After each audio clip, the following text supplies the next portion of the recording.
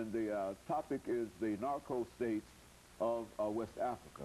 And of course, Dr. Madu, the information that you've given so far is just, in a real sense, mind-boggling, you know, to even suggest that the government itself is a drug cartel in Africa. I mean, it seems to be so far beyond almost belief. But go on, continue our discussion in reference to this. Yeah, and like I was saying, you know, here you have two countries, you know, that could have been heaven anywhere else on any other continent.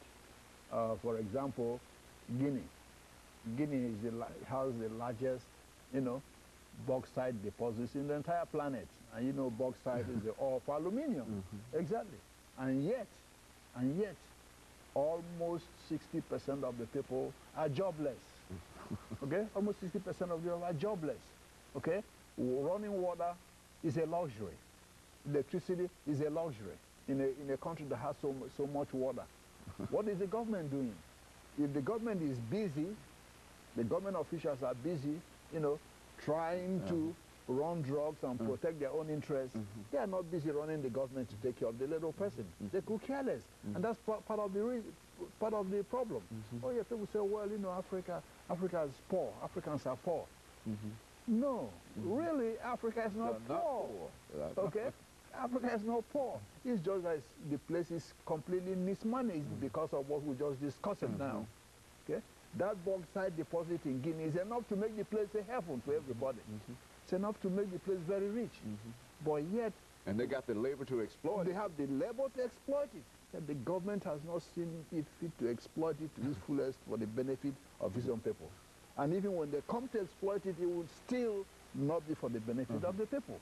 The same with Bissau. Even though Bissau's main cash crop happens to be cashew nuts, but there's enough agricultural land and water for everybody to be, you know, to be happy. Okay, it's enough. They have enough seas to fish. They have enough land for agricultural production and all that. But yet, electricity, water is a luxury.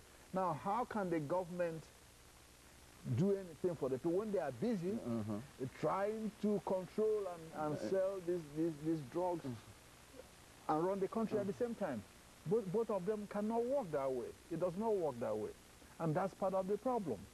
Okay? So these drug barons have seen these institutional weaknesses and say, hey, let's go over there. You know, since the DEA is on our backs in Jamaica and then, you know, other places in Trinidad and in Latin America, hey, you know, and the Europeans want these drugs now. Come on, let's go over there. Since the government is acquiescing to this, it's better for us to shift. That's the reason why they said, okay, now let's go over to west coast of Africa. So when we ship the drugs over there, we are quiescent government officials. We don't have to worry about somebody searching those things at the airport, at the seaport. We can just land there, pay the government their own money, the officials, put it in government diplomatic pouches. And you know, because it's a diplomatic pouch, it cannot be searched at the airport because of diplomatic immunity. Okay? Take it to Europe. And that's exactly the reason. If the governments weren't cooperative with them, it would not have been that way. That was exactly why the United Nations designated Guinea-Bissau as the first narcotic state, because the institutions of government were involved in it themselves, clearly involved in it themselves. When General Vieira was assassinated, not one head of state attended his funeral, not one. From Africa. Everybody knows in Africa exactly because they knew exactly they knew exactly what the deal was, that this assassination was not just a regular you know, political quarrel. Two enemies. Exactly. It's not just because between two enemies. Control of a cartel. That's correct. It's for a control of a cartel in the real sense. Okay? When his prime minister said, you know, the president himself, you know, is a drug dealer, then he knows better. Who knows about the government more than the prime minister himself? Okay? Yeah. You see? And that's been the problem. That was why the United Nations made that designation, the first narco state in the world. Okay? Because that's what's happening. Fishermen in Bissau, when they are fishing, they're always finding stacks and stacks of bales of cocaine in the river. And they don't know what it is. So a lot of them take it home and use it as powder. Yeah, exactly. That's correct. Thinking that's what it is. Okay? And Yeah. so it's so plentiful that they just land it almost anywhere, drop it almost everywhere. Absolutely. A lot of them, you know, fall into the sea and all these fishermen see it. They pick it up and they don't know what it is. And they take it home and thinking it's powder. Because they've never seen that kind of thing before, you see. Now, all the islands around, Guinea-Bissau, Cape Verde, you know, Las Palmas, Mallorca, all these little islands have become drug havens, you see. Now, from what I've heard from diplomatic sources, you know, mansions are springing up everywhere in Bissau. You know, shiny, you know, SUVs everywhere. But yet, the average person in Bissau don't even earn $50 a year. You wonder where is all the money coming from? Not from the government anyway, because most people hardly get paid in Bissau to begin with. The government never pays its civil servants, you know, in those places. They always complain of shortage of money because they're always embezzling the money themselves. Now the problem is these little states, add Sierra Leone that just finished, that just came out of a civil war.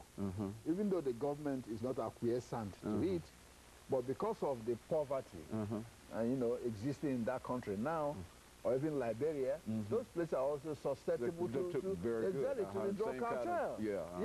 Same kind of influence absolutely, there. Because see it being happening over here, then they say, why not? Absolutely. Even though the two governments in Liberia and Sierra Leone are not acquiescent, but still, you know, those surrounding them are not influence exactly will, be subjected to the influence of this cartel. And that's the danger.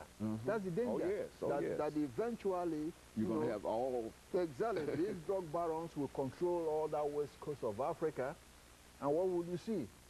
Africans start slaughtering each other over control of cocaine. That's right. That would be another tragedy, on top of what has happened before.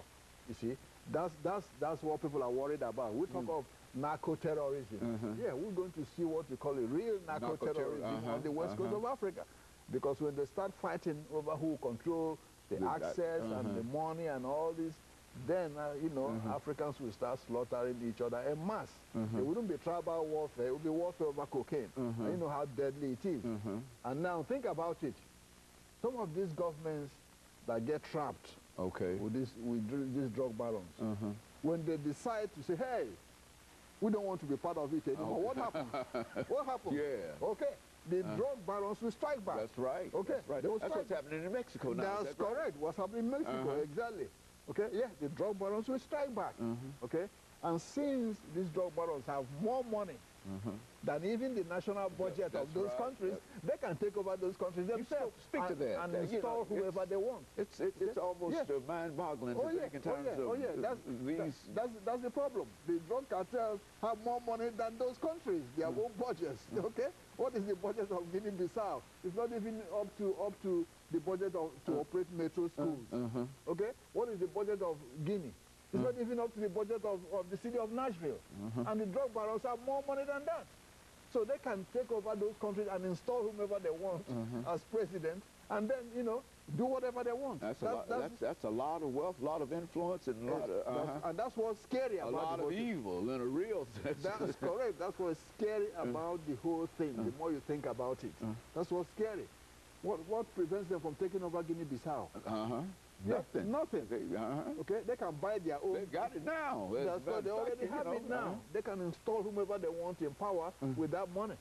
Okay, the army, the money they have, they can buy their own planes and guns and tanks for their own army, small army in Bissau. Keep control of that place. Put somebody as a president had a 400-man army. That's correct. So anybody can get an army. That's correct. With that much money and they with have. the resources that people have at such a low level, and they're about willing to do anything. That's correct. In terms of survival. That's correct. That's correct. And that is what is frightening about the whole thing. And of course, Dr. Madu, we're going to have to call this show to an end for today, and to thank you for bringing such excellent information by, and recognizing that this is one of the real issues, I think, that we have to deal with and face on the continent of Africa. And what we'll try to do is to have you back a second time to give us some additional information in reference to what is going on the coast of West Africa. And of course, let me encourage our audience to tune in again next week for another informative edition of Comments. Thank you and good morning.